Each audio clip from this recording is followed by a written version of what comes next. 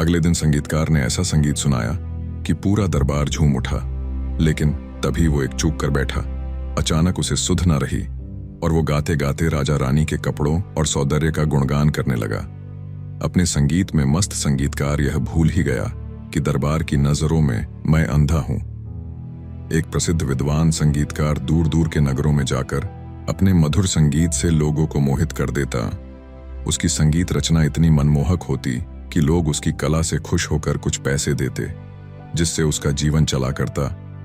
एक दिन उसे बड़े नगर के राजमहल में संगीत प्रस्तुत करने का मौका मिला।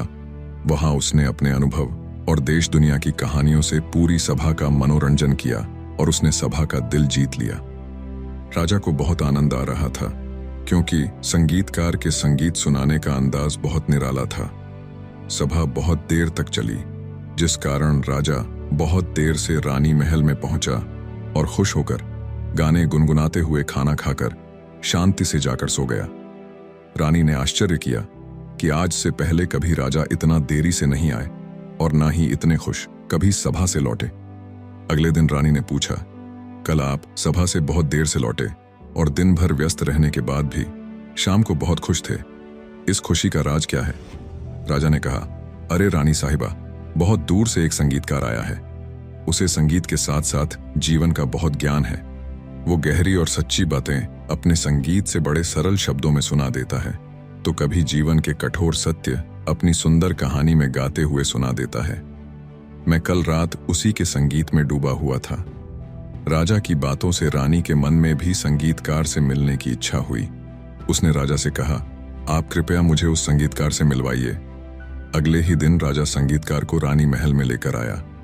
वहां संगीतकार ने कई संगीत और गजल गाकर सुनाई और सबका बहुत मनोरंजन किया। अगले दिन रानी ने संगीतकार को भोजन पर बुलाया और उसके हाल चाल के बारे में पूछा, तो बातों बातों में संगीतकार ने बताया कि धीरे धीरे मेरी आंखों की रोशनी कम हो गई है, मुझे सब धुंधला सा दिखता है, इस अंधेपन को छोड़कर बाकी सब ठीक है। राजा रानी को उस पर दया आ गई। दोनों ने तय किया कि इस अंधे संगीतकार को यही रानी महल में रहने देते हैं। संगीतकार अंधा है, इसीलिए रानी या बाकी औरतों को पराई दृष्टि से भी कोई दिक्कत नहीं होगी। संगीतकार को रानी महल में जगह के साथ साथ सुख सुविधाएं भी मिलने लगी, लेकिन महल में इस रहस्य से सब अनजान थे कि संगीतकार को सब कुछ साफ साफ दिखता है।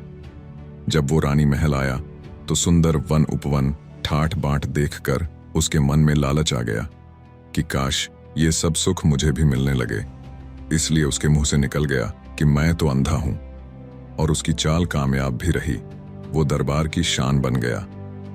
राजा रानी उससे जरूरी सलाह करते थे। इस सम्मान के कारण उसका अहंकार काफी फूल गया और अब संगीतकार किसी भी तरह ये ऐशो आराम नहीं छोड़ना चाहता था।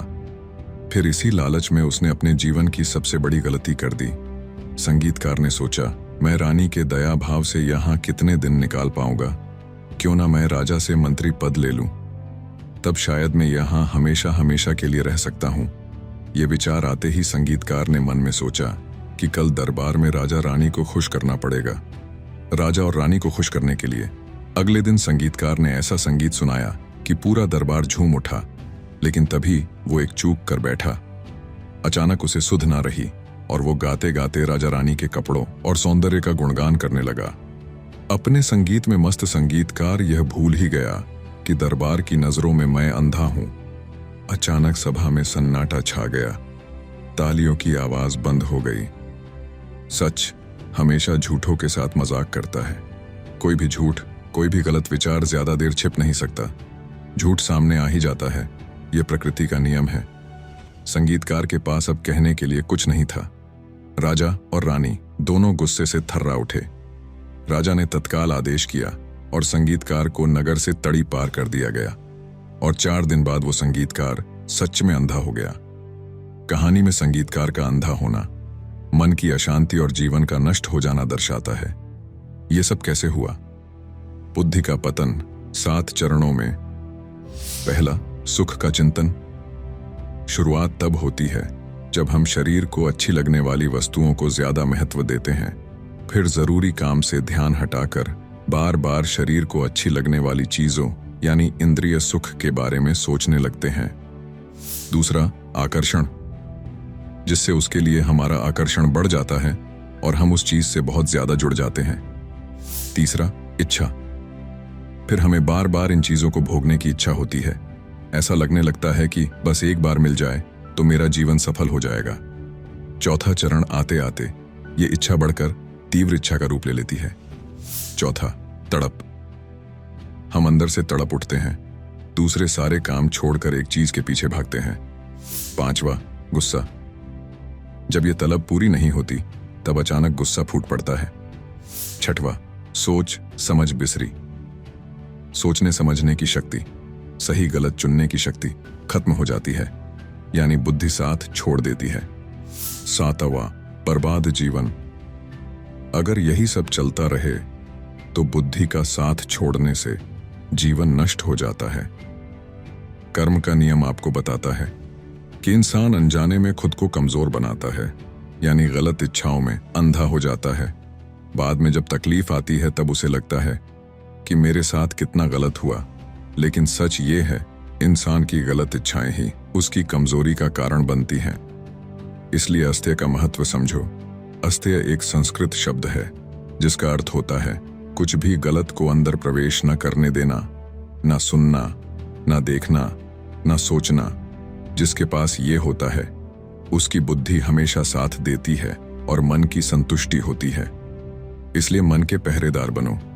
आपका छोटे से छोटा व्यवहार मायने रखता है। मान लो कोई लड़का रास्ते पर जा रहा है, सामने से कोई अनजान लड़की गुजरी। लड़के ने सोचा आज बढ़िया मौका है, मन भर के देख लेता हूं। लड़के ने देखा और कल्पना के बादल पर चढ़ गया। कोई सवाल कर सकता है तो इसमें क्या गलत है? उसने किसी के साथ तो कुछ गलत नहीं किया। जो सोचा अपने मन में सोचा, सही बात है। लेकिन इस एक्शन, इस विचार के कारण वो लड़का इन चीजों के बारे में बार बार सोचेगा, मन और बेचैन होगा, जरूरी चीज पर फोकस नहीं कर पाएगा, जिससे उसके जीवन में क्लैरिटी कम होगी और कोई ना कोई बड़ी गलती हो जाएगी। इसी तरह आकर्षण और तड़प का नुकसान हमको हर दिन होता है। हम इतिहास के पन्ने पलटें तो पाएंगे कि जितने भी महान लोग हुए हैं, स्वामी विवेकानंद से लेकर APJ अब्दुल कलाम साहब तक, इन सब के जीवन में इंद्रिय सुख के प्रति लगाव कम होता गया, इसलिए ये अपने जीवन के महानतम लक्ष्य पर फोकस कर सके। स्वामी विवेकानंद कहते हैं, हमें अपनी अनियंत्रित इच्छाओं को जीतना है, क्योंकि ये अनियंत्रित इच्छाएं ही सभी दुखों की जड़ है। इसलिए सबसे पहले मजे की चर्चा करना बंद करो। सबसे पहले शरीर की छोटी छोटी चीजों में जो मजा आता है, यानी सेंस प्लेजर्स को याद करना और उनका डिस्कशन करना बंद कर दो।